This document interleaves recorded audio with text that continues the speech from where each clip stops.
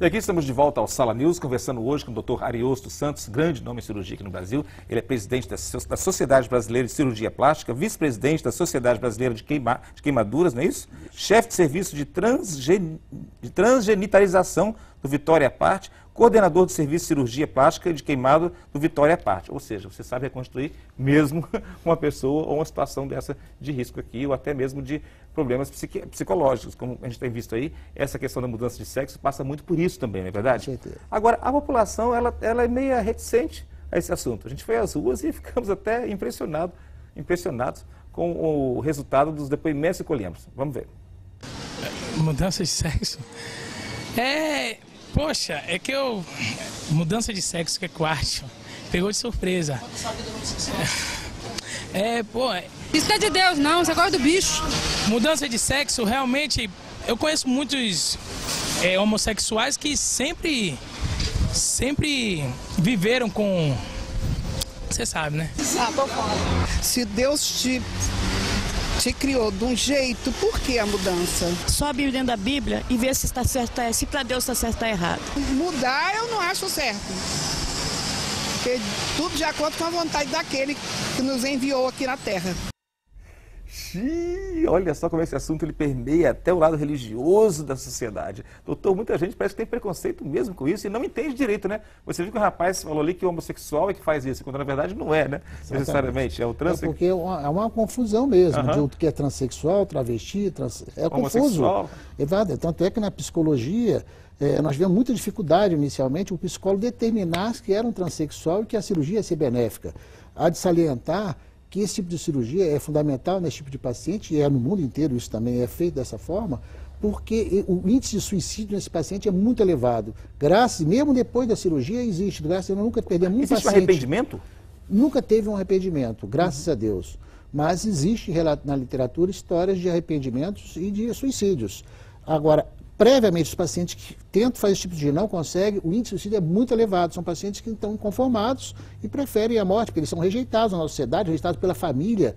Então, são situações realmente muito difíceis de você ver, vivenciando em torno do essa questão de religião aí?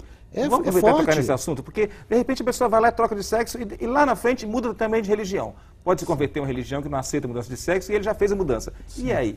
Bom, a cirurgia é de caráter definitivo e é alertado e o paciente acena e reconhece, tanto é que ele tem que ir para o judiciário para reconhecer a nova identidade social dele. Mas o senhor esbarra nesse problema religioso, nessa questão? Sempre vai ter esse problema religioso, eu já fui questionado várias vezes por causa disso aí. E o que o senhor acha disso especificamente? Eu acho que eu trabalho num hospital, né, agora eu estou mais afastado, um hospital universitário, eu acho que é um hospital de pesquisa, um hospital, nós somos referência nisso no Brasil, basicamente tem 4 lugares no Brasil que faz esse tipo de cirurgia, o Espírito Santo é um deles, no Nordeste todinho, no Norte e no Centro-Oeste não existe esse tipo de cirurgia. Aqui no Hospital Universitário do Rio de Janeiro, em São Paulo, cidade de São Paulo, não faz esse tipo de cirurgia, que é São Paulo, faz só em Jundiaí, e em Porto Alegre, ou seja, a gente conta nas mãos quem faz esse tipo de cirurgia no Brasil.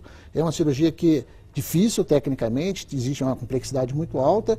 Agora, ela tem um envolvimento muito grande social, o problema religioso, o problema mas nós temos, por norma, de uma forma, trazer benefícios para este paciente, para ele ter uma qualidade de vida ou ter uma possibilidade de se integrar melhor na nossa sociedade, que ele é rejeitado.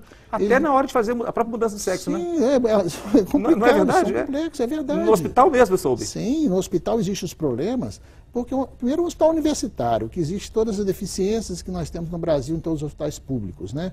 Com material, com sala ocupada, e isso atiça uma curiosidade enorme de todo mundo, até do corpo clínico que está dentro do hospital. Então, geralmente, as cirurgias são programadas em horários que tem pouco movimento, as enfermarias que vão internar, no hospital que está faltando leito, você interna na enfermaria masculina, os pacientes daquela enfermaria masculina que não aceitam aquele paciente, porque eles acham que ele não é um homem. Vão internar na enfermaria feminina, as mulheres também rejeitam, porque elas acham que aquilo lá também... Então, coitado, sofre até na última hora. Sim, então, ou seja, tem que isolar, separar vários leitos, que isso já foi desenvolvido no hospital, mas se imagina todas essas dificuldades sendo suplantadas para chegar e trazer um benefício para este paciente. Eu acho que foi uma cirurgia, foi uma identidade muito grande que nós demos no nosso estado. Não foi só eu, foi o Dr. Johnson Gouveia, que é urologista, que nos acompanhou também todo o tempo todinho. Ele, hoje, aliás, é ele que está responsável lá no hospital universitário, eu estou mais no Vitória Parte, o hospital. Eu acho que esse aspecto religioso também sempre vai existir, mas nós somos profissionais, né?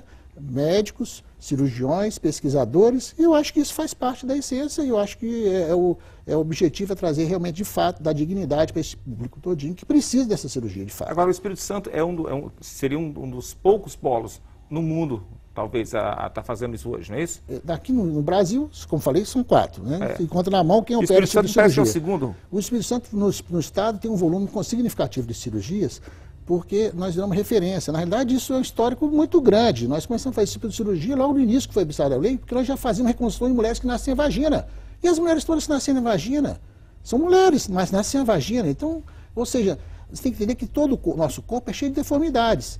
Então, quando nós fazíamos vagina em mulheres que nasciam sem a vagina, ou seja, eram mulheres, não ia ter a primeira relação, não tinha relação porque não tinha vagina, a vagina não se conformava, só tinha vulva. Então, nós aprendemos a fazer vagina. Quando apareceu o primeiro transexual, nós já sabíamos fazer vagina. Então, mas não é diferente fazer vagina numa mulher e fazer uma vagina num homem? É bem diferente. Porque na caso da mulher, ela não tem os elementos para fazer a vagina. Ela então tem é mais só fácil a vulva. fazer vagina no homem? No homem, não. No homem você aproveita todos os elementos, né? Aproveita a pele do pênis para revestir a vagina. Dispensa a glande. Antigamente, na primeira cirurgia, a gente aproveitou a glande para fazer o fundo da vagina como se fosse um colo uterino e como estimulação erógena. Depois nós eliminamos, porque a glande tem um potencial de malignização muito alto. Nós eliminamos os testículos.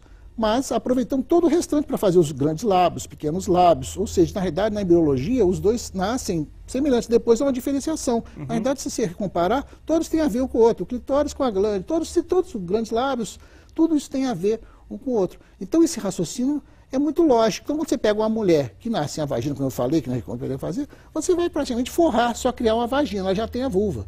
É mais simples na mulher para fazer uma vagina. Mas no homem ele já tem todos os elementos. Você não precisa tirar a pele de outro lugar para fazer. Ele já está com a pele toda ali, todo o tecido para fazer. E existe a questão prazer? O prazer é obtido numa vagina construída? Sim, porque na realidade, uma das coisas, elementos importantes quando a gente conversa com o transexual é explicar para ele que quando vai fazer a vagina, ele vai ter que ter relações com a vagina. Não adianta ele querer ter relações, por exemplo, anais.